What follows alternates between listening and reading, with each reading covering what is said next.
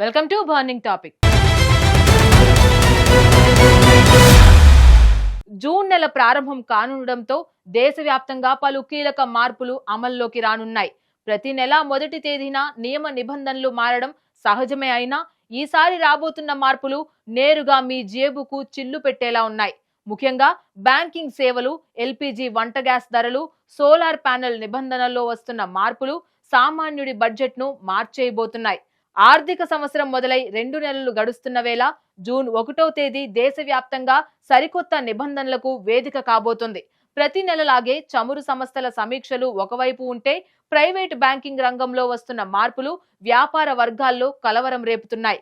అటు పునరుత్పాదక ఇంధన రంగంలో కేంద్ర ప్రభుత్వం తీసుకున్న కొత్త నిర్ణయం కూడా వినియోగదారులపై ప్రభావం చూపనుంది. అసలు జూన్ నెలలో సామాన్యుడిని ప్రభావితం చేయబోతున్న ఆ కీలక అంశాలేంటో తెలుసుకోవాలంటే లెట్స్ వాచ్.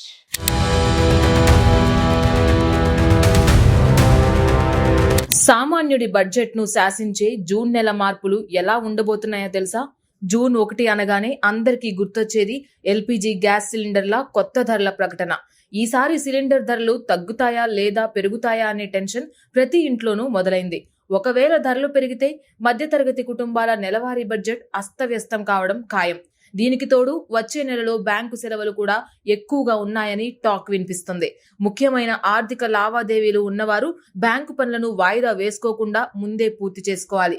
ఆన్లైన్ పేమెంట్లు అందుబాటులో ఉన్నా కొన్ని పనులకు నేరుగా బ్రాంచ్కే వెళ్లాల్సి వస్తుంది.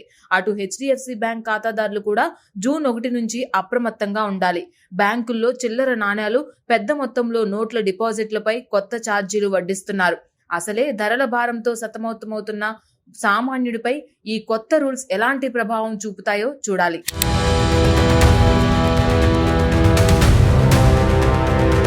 దేశంలో పునరుత్పాదక ఇంధనాన్ని ప్రోత్సహించేందుకు కేంద్ర ప్రభుత్వం సరికొత్త అడుగులు వేస్తోంది. సోలార్ ప్యానెళ్ల వినియోగానికి సంబంధించి జూన్ 1 నుంచి సరికొత్త నిబంధనలు అమల్లోకి రానున్నాయి. ఇకపై ప్రభుత్వ గుర్తింపు పొందిన ఆమోదిత జాబితాలో ఉన్న సోలార్ ప్యానెళ్లకు మాత్రమే సబ్సిడీ లభిస్తుంది. మార్కెట్లో నాణ్యతా ప్రమాణాలను పెంచడం కోసమే కేంద్రం ఈ కఠిన నిర్ణయం తీసుకుంది.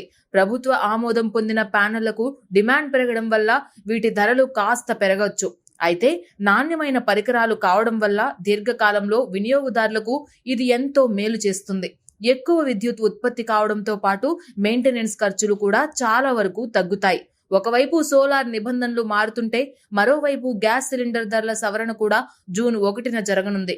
అంతర్జాతీయ ముడి చమురు ధరల ఆధారంగా చమురు సంస్థలు కొత్త రేట్లను ఖరారు చేయనున్నాయి.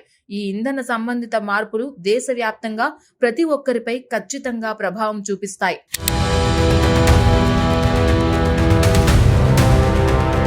వ్యాపారులు మాత్రం జూన్ 1 నుంచి అమల్లోకి రానున్న బ్యాంకింగ్ మార్పులపై ఒక కన్నేయాల్సిందే.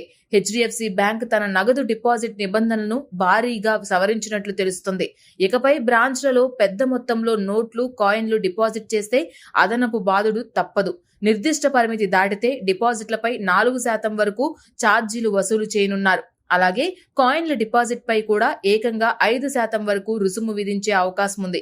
ముఖ్యంగా ₹20 నోట్ల డిపాజిట్ 10,000 రూపాయలు దాటితే అదనపు ఛార్జీలు పడతాయి. కాయిన్ల డిపాజిట్ పరిమితి కూడా ₹5,000 వరకే పరిమితం చేసినట్లు సమాచారం. ఈ పరిమితులు దాటిన ప్రతిసారి ప్రస్తుతం ఉన్న ఛార్జీలకు తోడు మరో 2% అదనంగా కట్టాల్సి వస్తుంది. కాబట్టి వ్యాపారులు తమ రోజువారీ నగదు నిర్వహణను డిజిటల్ వైపు మార్చుకుంటే మంచిది. బ్యాంకు నిర్వహణ ఖర్చులను తగ్గించుకోవడానికే ఈ కఠిన నిర్ణయాలు తీసుకున్నట్లు మార్కెట్ వర్గాల అంచనా.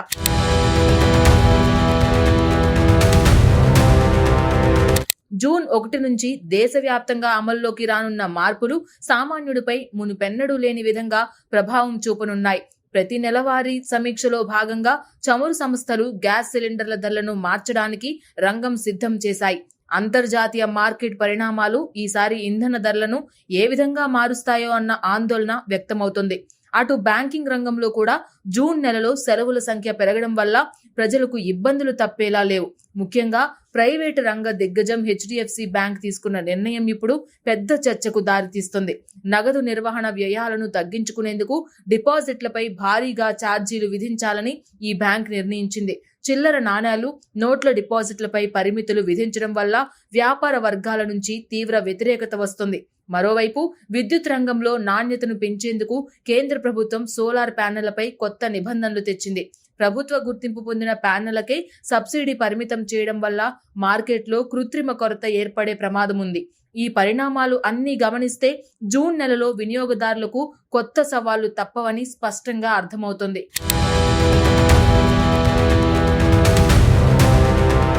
చూశారు కదా, జూన్ 1 నుంచి అమల్లోకి రానున్న మార్పులు సామాన్యుడి నుంచి వ్యాపారవేత్తల వరకు ప్రతి ఒక్కరిపై ఎలాంటి ప్రభావం చూపబోతున్నాయో.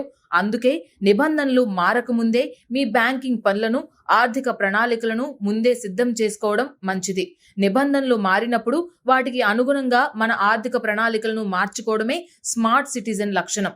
ఏదేమైనా ఒకవైపు బ్యాంకింగ్ ఛార్జీలు భారం కానున్నప్పటికీ సోలార్ ప్యానెళ్ల వంటి నిబంధనలు దీర్ఘకాలంలో వినియోగదారులకు నాణ్యమైన సేవలను అందిస్తాయని నిపుణులు చెప్తున్నారు. మారుతున్న కాలంతో పాటు మారుతున్న ఈ నిబంధనలపై అవగాహన కలిగి ఉండడమే ఇటు జేబుకు అటు జీవితానికి రక్షణ.